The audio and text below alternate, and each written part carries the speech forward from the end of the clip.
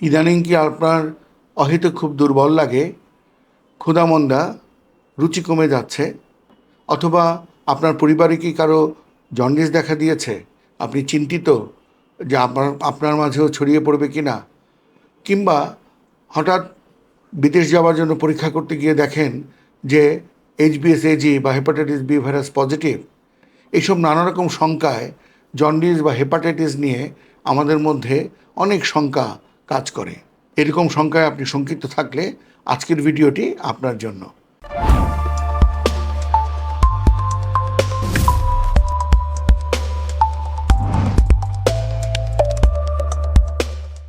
আমি ডাক্তার সৈয়দ গোলাম মগনি মাওলা, অধ্যাপক, মেডিসিন বিভাগ, ঢাকা মেডিকেল কলেজ হাসপাতাল। আজ 28শে জুলাই 2026, বিশ্ব স্বাস্থ্য সংস্থা ঘোষিত বিশ্ব হেপাটাইটিস দিবস।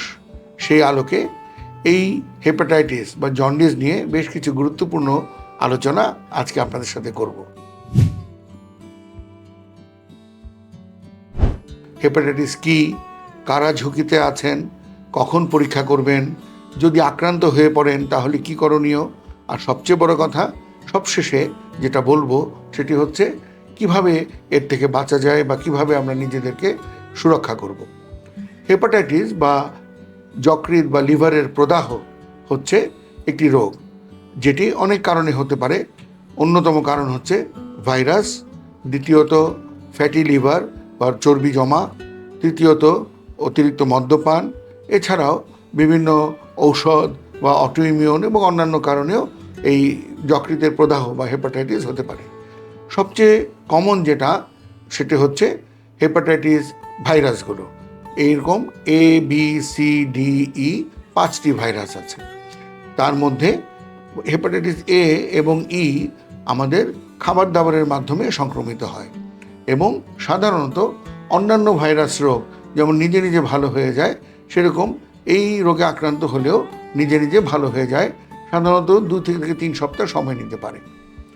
তাহলে খাবার দাবারে থেকে মাধ্যমে এবং পানির মাধ্যমে সাধারণত এটি আমরা সংক্রমিত হই। আমাদের জন্ডিস দেখা দেয় বা চোখ, শরীর, প্রস্রাব হলুদ হয়ে যায়, ক্ষুধামন্দা বেড়ে যায়, হালকা হালকা গায়ে জ্বর, শরীর ম্যাজম্যাজ, শরীর ব্যথা করে, পাঁজরের ডান দিকে একটু ব্যথা হতে পারে। সাধারণত বিশ্রাম নিলে এবং বেশি বেশি পানি পান করলে এবং একটু শর্করা জাতীয় খাবার, গ্লুকোজ এগুলো খেলে এবং সাধারণ একটু হালকা ওষুধপত্র ব্যবহার করলেই আমরা অল্প সময়ে এই হেপাটাইটিস A এবং E থেকে রক্ষা পেতে পারি।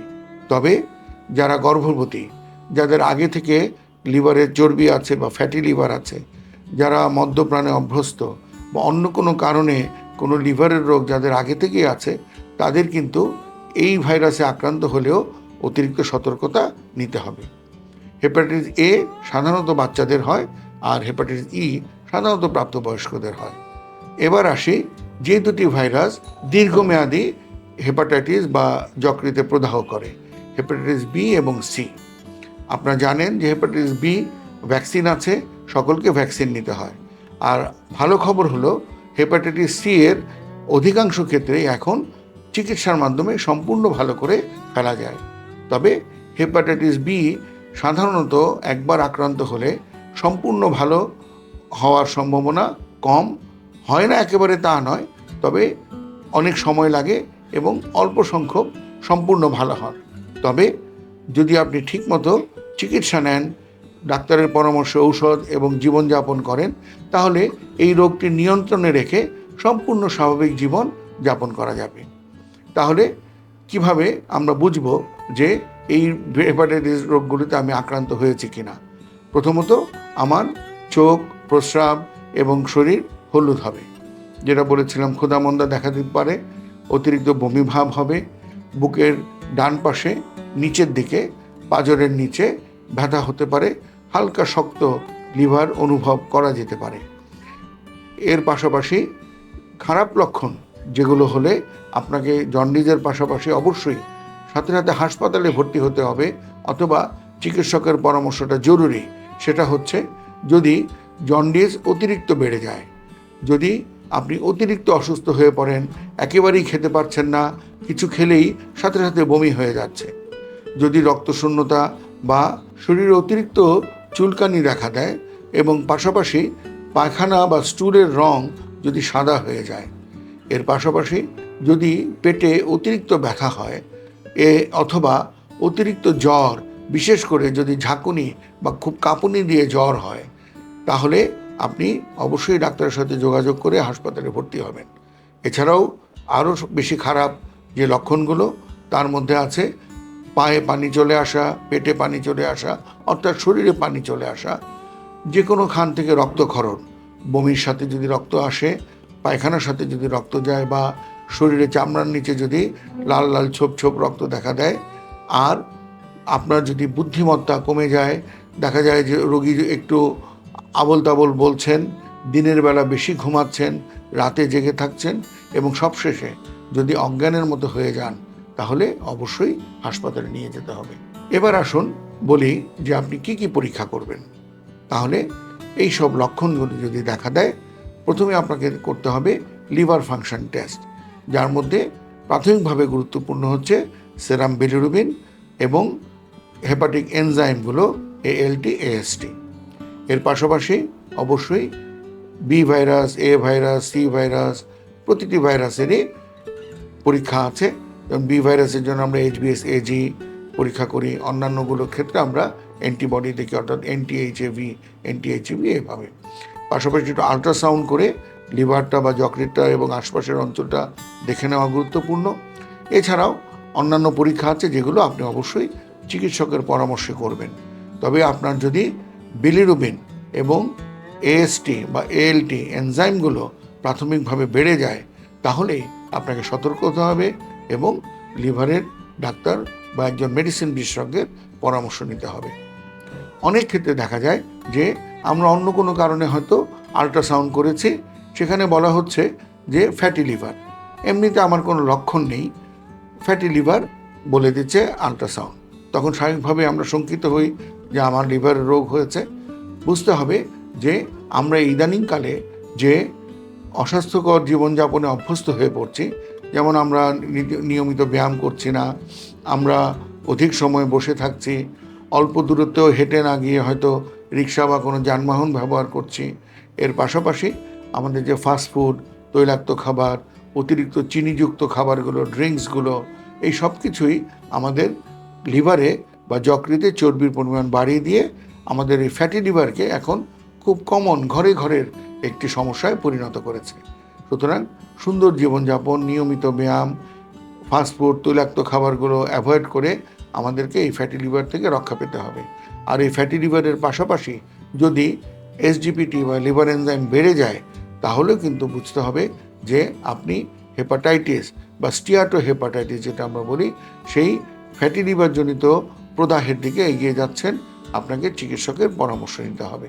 বি ভাইরাস বা HBsAg অনেকেই আমাদের কাছে আসেন যে লক্ষণ নেই, কারণ আমরা জানি যে বি এবং সি ভাইরাস অনেক বছর আপনার মধ্যে লুকায়িতভাবে থাকতে পারে, কোনো জন্ডিস বা চোখ হলুদ, প্রস্রাব হলুদ না করেই। এই জন্যই আমরা বলি যে অতিরিক্ত দুর্বলতা, অহেতুক ক্ষুধামন্দা, রুচির অভাব, যেটা আমি ভিডিও শুরুতেই বলেছিলাম, সেই সব লক্ষণ থাকলে, পাশাপাশি আপনার পরিবারে কারো যদি জন্ডিস হয়ে থাকে বা আপনারও যদি অল্প সময়ের জন্য অতীতে কোনো জন্ডিস হয়ে থাকে, এছাড়া যদি আপনি কোনো নাপিতের বা সেলুনে গিয়ে যদি ছড়ে যায় বা কেটে যায়, রক্তক্ষরণ হয়, আঁচড় হয়, তাহলে আপনি যদি গর্ভবতী হন, আপনি যদি মদ্যপানের অভ্যাস থাকে অথবা কোনো কারণে সুচ ভাগাভাগি করার অভ্যাস থাকে, আমাদের মতো চিকিৎসক বা স্বাস্থ্য ব্যবস্থার সাথে যারা জড়িত আছেন, নার্স, বিভিন্ন রকমের স্বাস্থ্যকর্মী, তারা সকলে এদের সকলেরই হেপাটাইটিস বি ভাইরাস এবং সি ভাইরাস পরীক্ষা করে দেখা উচিত। এবং যদি আপনার পরীক্ষা নেগেটিভ থাকে, তাহলে অবশ্যই, যদি ভ্যাকসিন দেওয়া না থাকে, তাহলে অবশ্যই ভ্যাকসিন নিয়ে নেওয়া উচিত। অনেকেই আমাদের কাছে আসেন, বিশেষ করে আমাদের একটা বিপুল জনগোষ্ঠী বহির্দেশে, আমাদের একটা বিপুল জনগোষ্ঠী বিদেশে কাজ করতে যান, বিশেষ করে মধ্যপ্রাচ্য অঞ্চলে। যদি এই বি ভাইরাস পজিটিভ থাকে বা জন্ডিসের কোনো লক্ষণ থাকে, তাহলে ভিসা দেয় না।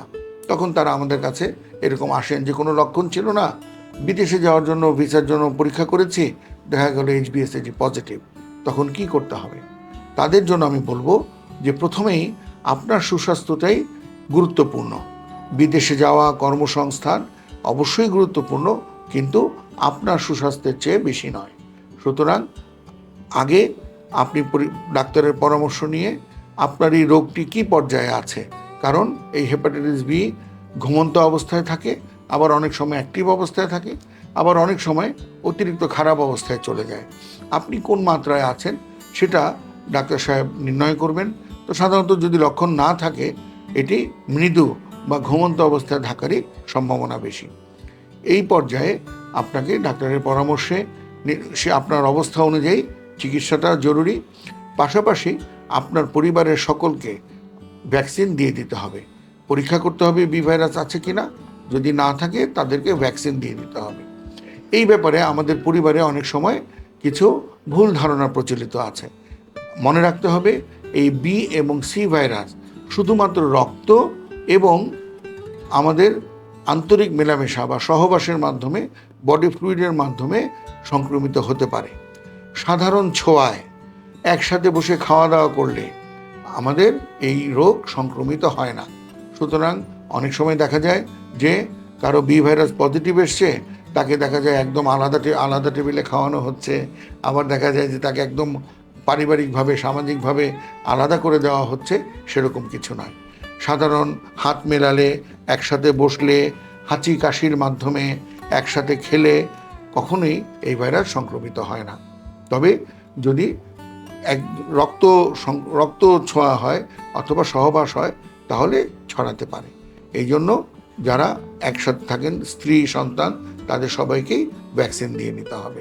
এক্ষেত্রে একটি স্বাভাবিক প্রশ্ন থাকে যে ডাক্তার, আমার তো বিদেশ যেতে হবে, আমাকে এই এইচবিএসএজি নেগেটিভ হবে না? বুঝতে হবে যে সাধারণত এই একবার এইচবিএসএজি পজিটিভ হলে এটা নেগেটিভ হতে অনেক বছর সময় নেয়।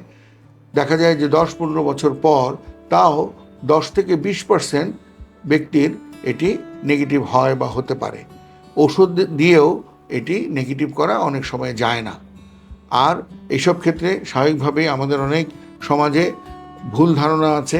অনেকে নানা রকমের প্রতারণা করে বলেন যে আমি ভালো করে দেব, এসব নানা ফাঁদে ফেলে এই রোগীদেরকে অনেক আর্থিক এবং শারীরিক মানসিক কষ্টের মধ্যে ফেলেন।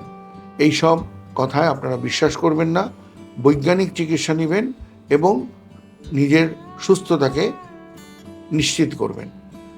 আগেই বলেছি আপনার সুস্থতাটাই জরুরি। এছাড়াও এই বি ভাইরাস পজিটিভ থাকলেও মধ্যপ্রাচ্য ছাড়াও অন্যান্য ইউরোপ এবং অন্যান্য বিভিন্ন জায়গা আছে যেখানে যাওয়ার সুযোগ আছে বলে আমি শুনেছি। আপনারা আরও ভালো করে সেসব দেশের ভিসা অফিসে যোগাযোগ করে নেবেন। তাহলে আমরা এখন থেকে সুস্থ জীবনযাপন করব।